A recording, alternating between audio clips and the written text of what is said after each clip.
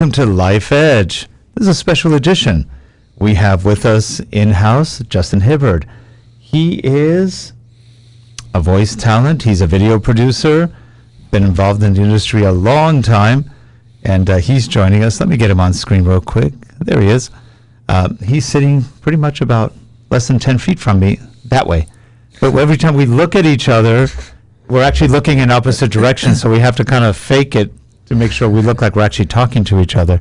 But he's joining us in studio. This is our live show right now. We are going to start the recording very, very quickly. Okay, so Justin, you good? I'm all good, Rick. All right, so here we go. So I'm going to switch back to this shot, and I'm going to cue up the intro. There we go. And we're going to start the show recording in 3, 2, and 1. Hello, everyone. Welcome to Life Edge, because life just doesn't have to be mediocre. I'm joined today by, well, you'll see in a moment. Here we go.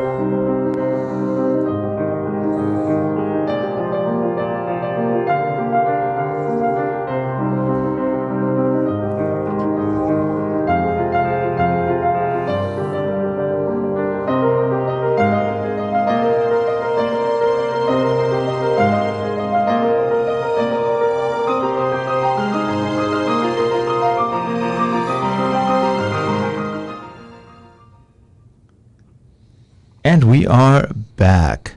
Well, today we have with us Justin Hibbard. He is a voiceover talent, a TV production and direction person.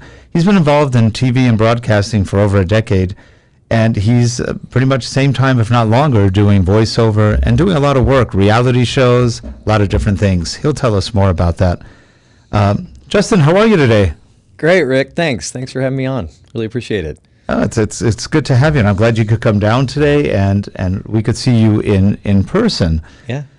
Well, Justin, you and I met at DevLearn last year. You were walking around talking to people. Yep. And you were talking about being a voiceover talent.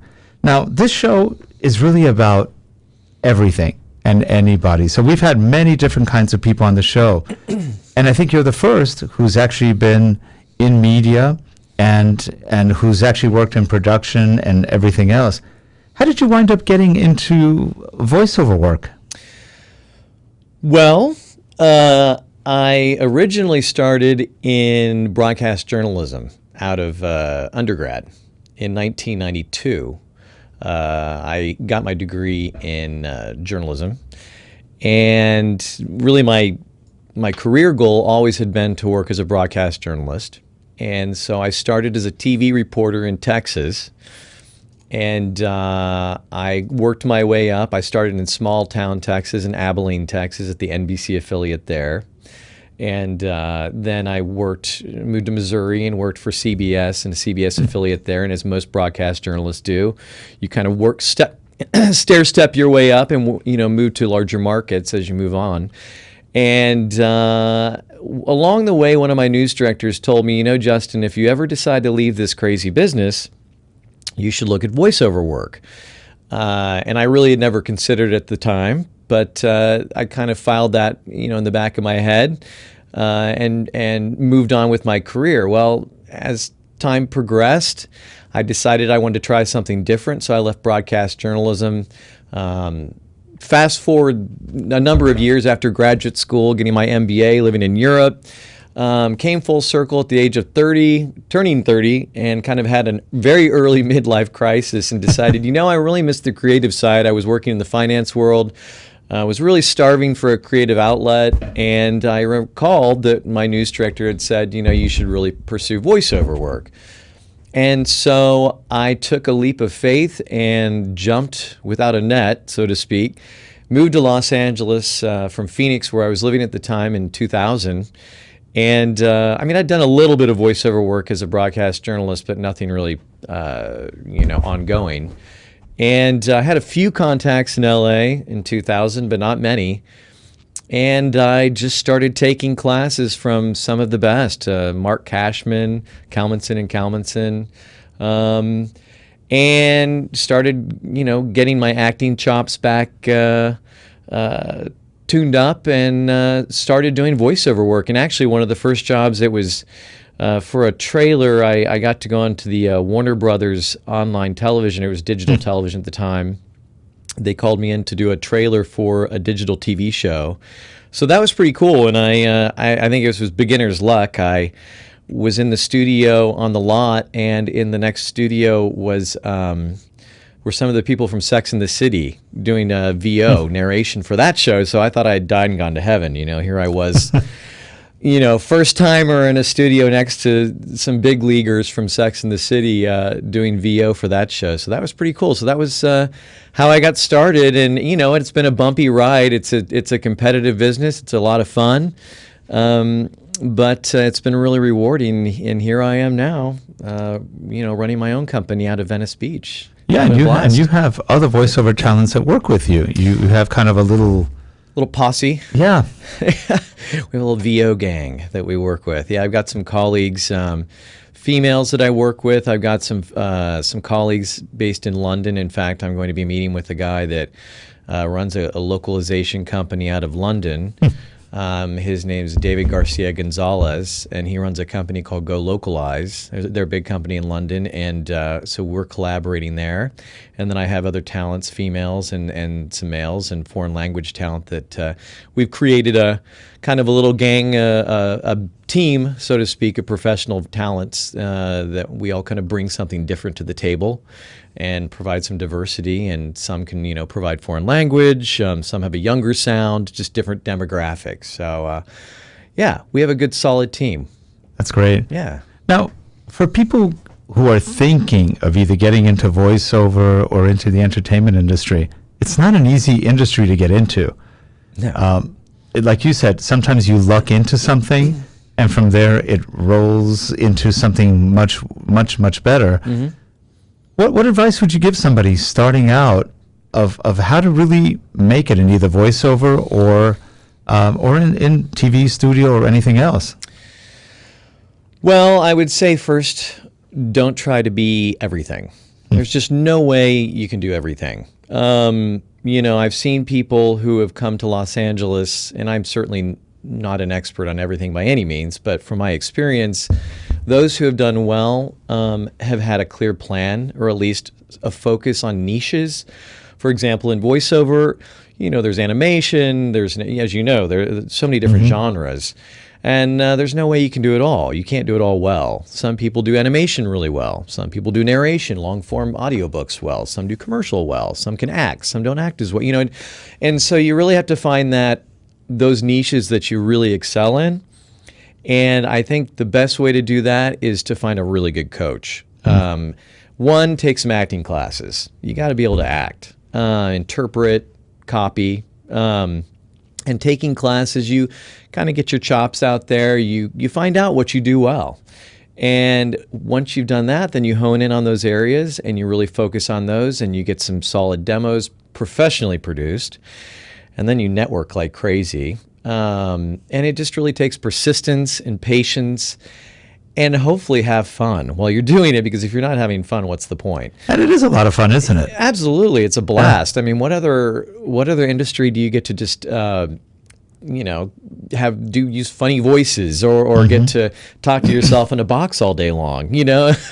I mean, I work from home from my studio, and I talk to my dog a lot. I have a little Boston Terrier, and he keeps me sane, mostly sane.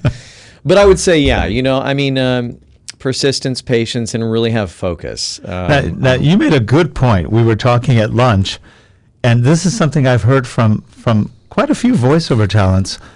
When you're working, the sunlight doesn't exist for you. No. You're indoors all the time. You feel like it's you, your mic, and your dog. Yep. That's why I'm so translucent. My skin. I haven't been in the sun How do you work around that? Now, I notice now you're getting out more, you said, and you're trying to get more people contact, which is good actually, but it is a tough thing.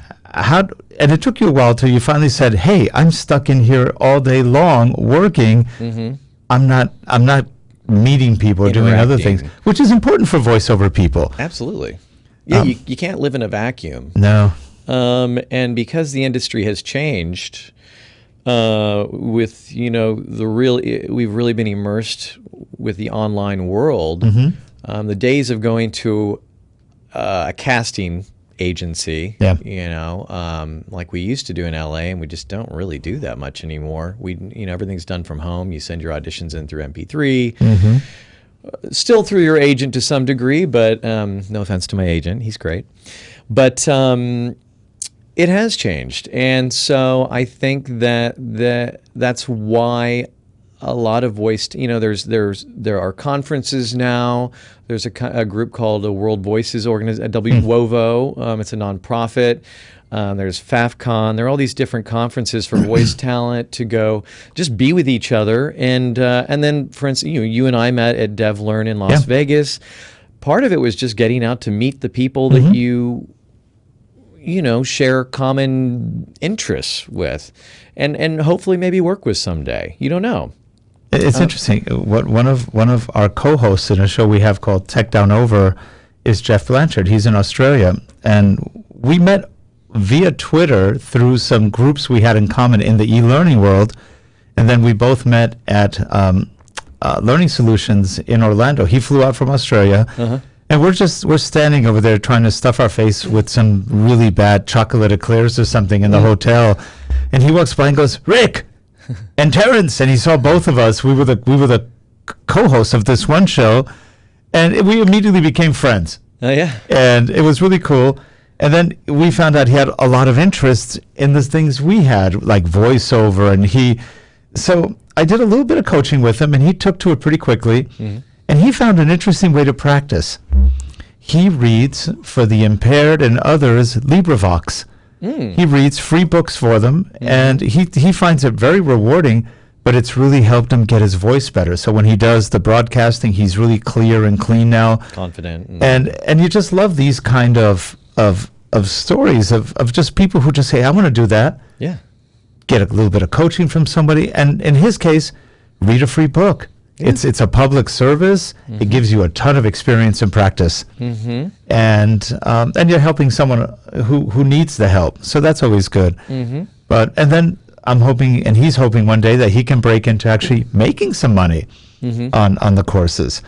And it's just a lot of fun. Yeah. And for people who do voiceover, even though we joke about being alone a lot, it is sort of fun talking into these microphones. Yeah, you kind of get into your head. Yeah. Or get out of your head. I'm not really sure what we do. In or out of it. You envision that person you're talking to. And whether it's your neighbor, your mother, your best friend, or, that's that thing they always teach you. You find that one person that you can talk to who's your audience and try to envision that. Sometimes I'll have photos in my studio of, my go-to people. You kind of look at them and say, okay, that's that person I'm talking to or with, for that matter. So yeah, you do have to be creative. You have to have that visual imagery in your head of the people you're talking to, because oftentimes you're staring at a microphone on a wall. So, and walls aren't terribly interesting usually, so. Yeah. Now, you also do TV production, and you've got reality shows that you've worked on, and you've got projects pending on. Really some great ideas. How did you wind up getting into the reality show area, which is very lucrative in today's day and age? Yeah. Well, I'm really fortunate where I live in Venice Beach to be surrounded by a lot of really creative people. And obviously, because of just the geographical location I'm in, there are a lot of people that work in entertainment. And I've met through my network of friends some very talented people, and one of which is my dear friend Gina Rubinstein. She's an Emmy Award-winning exec reality producer. And I was kind of looking for other ways to branch out and express my creativity outside of my studio, my own home studio. And having worked in television in the past, I said to her one day, would you mind if I just tag along and kind of shadow you and see what your process is like and what that's all about? And she's like, sure. And I felt honored that she would let me kind of mentor me, so to speak. And so she and I kind of and we always had a great chemistry. And so we just started throwing ideas around, maybe a year ago, a little more than a year ago. And some of the ideas started getting legs. And she obviously has great connections through production companies in Los Angeles and elsewhere. She started throwing these ideas at them, and they they started sticking. So before you knew it, I thought, oh my gosh, I'm actually getting I'm getting pulled into this world of reality television production, and it's kind of fun, you know? So she and I are working on a number of shows right now, and unfortunately I can't really go into the details of most of them because they're in development right now, but so they range anywhere from, not to be too generic, but some have to do with the military, the YouTube stars, with this whole universe of YouTube that's really kind of existing parallel to broadcasting and has taken legs on its own. We're really trying to figure out how to make a show that incorporates that into it. So that seems to be taking off. And then with the whole millennial generation, and then we've got one that may be happening in Austin, Texas. It's more real estate related. So, but Gina's done a lot of work with home and HDTV and home flipping shows. So that's kind of where we're focusing right now. But it's just been a lot of fun, and we may actually be shooting a show here in the next couple months. Very cool. Yeah. And one thing funny about reality TV, it really came up as a result of several strikes by the TV industry. Right. And they found, well, reality can be very extremely lucrative, right? And people want to watch other people like themselves, or people they want to be, or people they don't want to be, and they love seeing that. And it's relatively, I shouldn't say this because Gina would probably kill me, but relatively easy to make, and cost effective. It can be a lot cheaper to make than a scripted show. So right. And some are scripted to a degree, but to a degree, I think there's like I've read on a lot of the shows there are guidelines. You kind of follow. They have a Bible, so to speak. A little bit of a direction, so it doesn't go completely off the rails. Right. Because it could easily get off the rails on some of these shows. Right. I'm so surprised nobody has killed anybody on some of these, especially the more dramatic reality shows. Yeah, like Survivor. Give it time. Yeah, give it time. Right. What was it like? Might be a little too real. Yeah, you don't want to have the Running Man show. That would be bad. Oh, right. That was a good movie. That was good. That was good. Yeah, that was Schwarzenegger when he was younger. Right. The man who said he never did steroids. Well, he works out at my gym in Venice. Does he really? Yeah. You know what? I saw Schwarzenegger in early 70s. When he first came out here, he was at Muscle Beach. That was in Venice. Yep. And he couldn't throw a frisbee. He was so buff in those days. That's when he was doing the Mr. Was it not Universe? Is it Mr. Universe? Olympus. Oh gosh. Universe, right? I thought it was Mr. Universe. There's a Mr. Olympus too. I think he won that too. He won everything. Yeah. But he was like, he couldn't throw it. He was so buff in those days. Yeah. Couldn't throw that frisbee. Right. And him and all the other guys, Colombo, they were all over there working out at the beach. Yep. It was like being one of those old Frankie Avalon movies of the 60s. I go, it's real. Look at this. There they are. Yeah, it's the real deal. It was actually a lot of fun. Yeah, he has kind of like a little entourage that follows him around the gym. It's kind of funny. I guess I guess we're not there yet. We don't have an entourage. No, 40 people who we don't know are following us. Yeah, right. I'm not sure if I want people following. I don't think so. I don't think so. Hey, for all the people who are dog lovers, and a lot of people love dogs, you like your dog. You've got a Boston Terrier. Yeah, he's all right. No, he's great. They're fun, aren't they? Yeah, he's super fun. He's a little crazy. He's 9. His name's Dudley. Yeah, at 9, Dudley just slows down a tad, right? Just a little bit. A little bit. When he was a year, I think, we got him fixed, because you do that, responsible pet owner. Mm-hmm. And then he mellowed out really quickly after we got him fixed. And then I got kind of bummed out. I was like, what happened to my dog?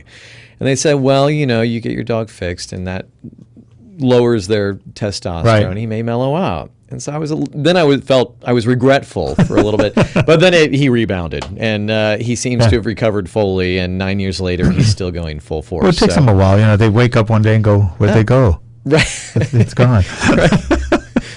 It's a family show, by the way. It's a rough life being a dog. On the other hand, they have such a rough life anyway, right? It's a rough one. Yeah, Hangs out with his owner, sleeps a lot. Yeah, I'm sure he's lying on. I always laugh because because when I do the show with Jeff, every so often he'll just point the camera at his dog out cold in the middle of the show, just out. He goes, that's what he does all day. Yeah. 3/4 of the day, just out cold. Yep. And they say it's a dog's life. That's a good thing. Yeah. They don't look bored. They call them, is it diurnal? When Diurnal, yeah. When they can sleep anytime. Well, I think they sleep 80% of the time. Yeah, and I used to feel guilty about that. I thought, well, my dog's so bored. Yeah. They're like, no, he's fine. He's perfectly happy. And yet they know when you're about to come home. They know when you're about to feed them. Or you open the fridge. They're right on. That's funny. Yep. So what are the big differences for you in terms of doing something like reality shows versus doing the voiceover work? And do you ever find points where they do intertwine at all? That's a really good question. Well,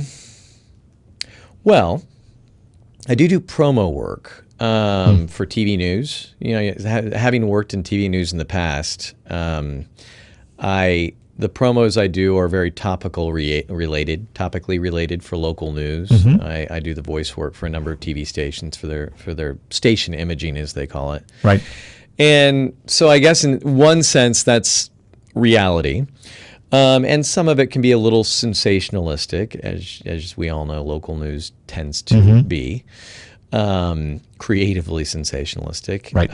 And so from that sense, you know, in reality, television can be creatively sensational sometimes. We bend the rules a little bit, so to speak. But I think from that standpoint, we can, they could be a little bit similar. I think most of the voice work I do is corporate or e-learning these days.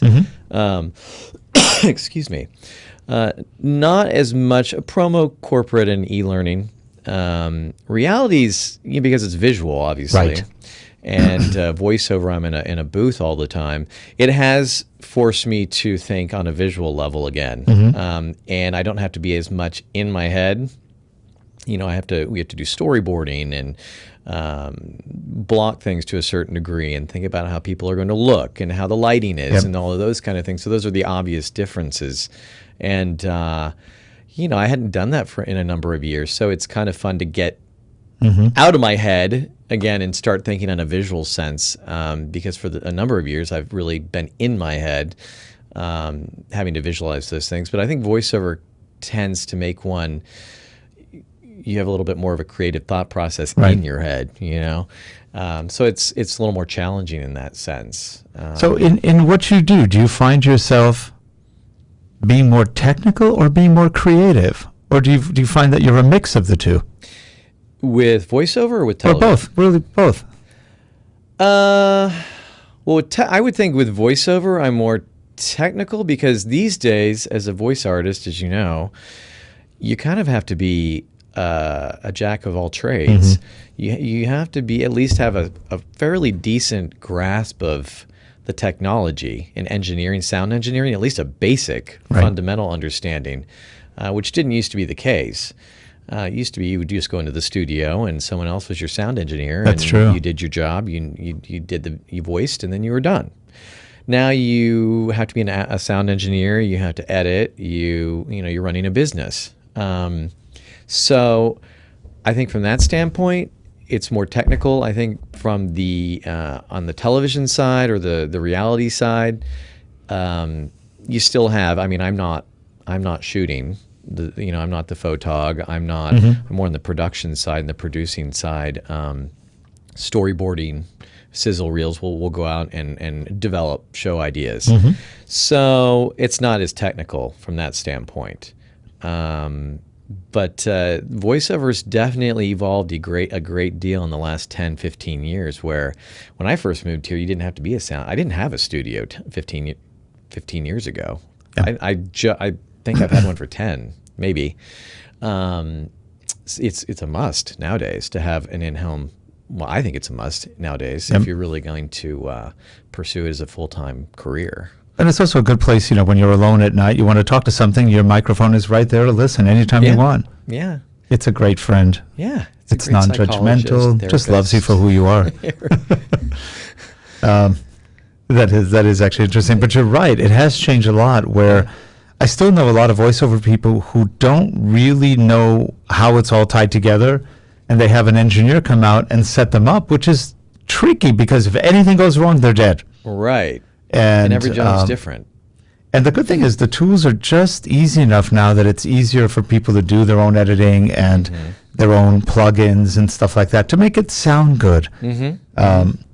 That is actually something that has changed quite a bit. Absolutely. And you can even go to places like Voices or Voice123 and Voices.com, Wovo, like you said, and there's jobs posted there. And it's amazing how many people get jobs from that. It's just an interesting thing. I was actually listening to I won't mention the name, but he's a pretty well-known voiceover guy. I was watching his podcast, and he was with another guy interviewing him, and he was telling him how much money he made that week and the week before in detail. And I was going, wow, I wouldn't do that in public. But that was a very interesting approach.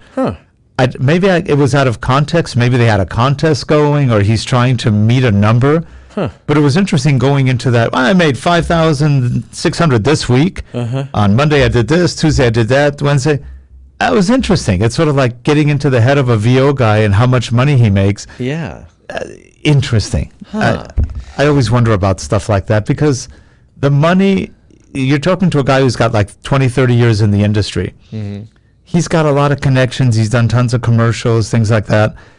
And that number may really dissuade someone from what the real reality is, or he could be low, could be high. I just found it interesting. Not a normal kind of thing you usually see on a podcast. Also, in today's day and age, that would mark you as, hey, let's go find out where he lives and get his money. Right. I wouldn't do that. Right. Yeah. Well, I mean, there's union, there's non-union, and I mean, rates are, that's such a touchy subject these days. They are. And, when people always ask me, what should I charge? I said, well, do your research, but whatever you do, do not undersell yourself, because if you undersell yourself, you're underselling the industry. And you're hurting everyone. I usually tell people I know I've gotten a lot of calls from people who ask, hey, I want to get into it. What do? I go, learn to negotiate. Yeah.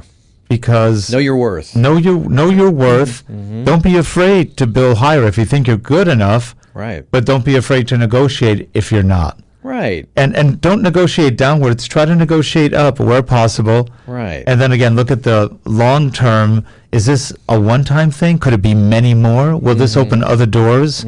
So I always call it the give a little to get a little. Right.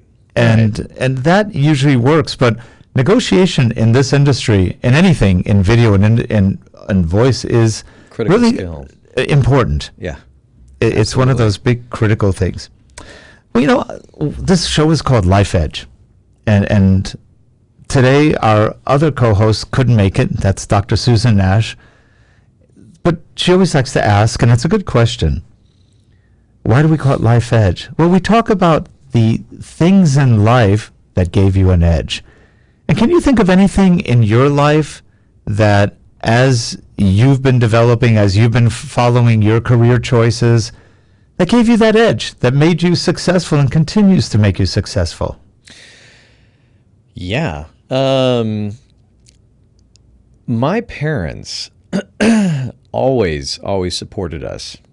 And, I know some people who were pursuing this kind of career, or a career that wasn't necessarily your typical, attorney or doctor or business or whatever what have you. Both my parents were physicians, and so my interest was always in broadcasting and journalism, something they really knew nothing about. They could have encouraged me to go into medicine. They could have encouraged me to go into one of those, those basic, tried and true careers where they knew I'd make at least good money, or had a pretty good chance of making good money. but they supported me in whatever I wanted to do and whatever endeavor I wanted to do. And they always told my sister and myself, we could always do what we put our minds to. And they never once questioned our ability or our dreams or our goals. And they always told us just to really shoot for the stars. Yeah. And honestly, I still believe that. And I think anyone, who really is told that, and from day one, we were told that, and it was indelibly planted in my head, is that I could do whatever I set my mind to. And it's so simple, really. That did give me a huge edge. Not to mention, I had parents that really encouraged me to go to school, not that university is the end all be all. For some people, it makes sense, and some it doesn't. But it also taught me some critical social skills and how to work on my own and how to get that entrepreneurial spirit. So those things really gave me an edge, and not to mention having really good mentors. I've had some really, really outstanding mentors. My really good friend Brian Busby, he's a chief meteorologist at ABC in Kansas City. I had great internships. I was taught well. I've had great coaches, voice coaches, business. I've surrounded myself with people who can mentor me and I can learn from. And that's always given me the edge. I think you surround yourself with successful people and people that you can learn from and be willing to learn. Yeah. And don't think you know everything, because no one does, and I know I don't. I'm learning every day. So the rising tide just lifts all the ships. Yeah, that's what I would say. That's right. And you paid attention. Most of the time. Yeah. Not always, most of the time. Yeah. Except for that deer on the road we were talking about earlier. I can't do anything about those. Yeah, right. But it's interesting because that's good advice they gave you. And actually, they let you be yourself, which is good. I remember my parents weren't like that. They were very traditional. It was sort of like, get a job, become something, get a job. Right. After we started this company, which we've been in business 33 years, my mom for the first 10 years kept saying, you need a job. You need a job. Hey, Mom, we've got $1 million business. No, you need a job. It's like, I give up. Right. Okay. Yeah. Maybe you need to hire your mom. And it's like, give up. Give her a job. Just give up. Don't ever do anything. Just get a job. Don't complain. Get a job. Right. And for some people, that's good advice. But it's like, no, I don't want to do that. I want to do this. Right. The road less And I kept telling her, I work more than having a job. And she goes, get a job. I have 5 jobs, Mom. Yeah, get 5 jobs. Yeah, right. But get a real job. A real job. That was the key word. Right. Of course, this is the same lady that kept telling me when I had a beard, shave your beard, shave your beard. Oh, she would have told me to shave. So finally, I shaved my beard. 3 weeks later, she stopped telling me, shave your beard. She went, wait a minute, you shaved your beard 3 weeks ago. Where's the scrub? That's right. Gotta love it. It's funny. Well, anyway, Justin, really appreciate. Oh, before we finish up, are you going to be anywhere people can meet you, or what's a good way for people to get a hold of you if they want voiceover or to find out more about you or where you're presenting or anything else? Yeah, they could visit my company's website, Just the Voice Productions Incorporated. It's www.justinhibbard.com or www.justthevoice.com. Great. And we're based in LA. We'd love to work with you guys. That sounds great. Yeah. Well, I'm glad you could make it. And for all you people who are watching the show, please subscribe. Now, you can subscribe to the live stream on YouTube or go to Vimeo. And it's going to be vimeo.com/channels/LifeEdge. And you should be able to find this show. And we will post it out a little bit later. So again, Justin, appreciate you being here. Thank you, Rick. We will see you next time. All right. Have a good one, everyone. Thanks. Bye-bye.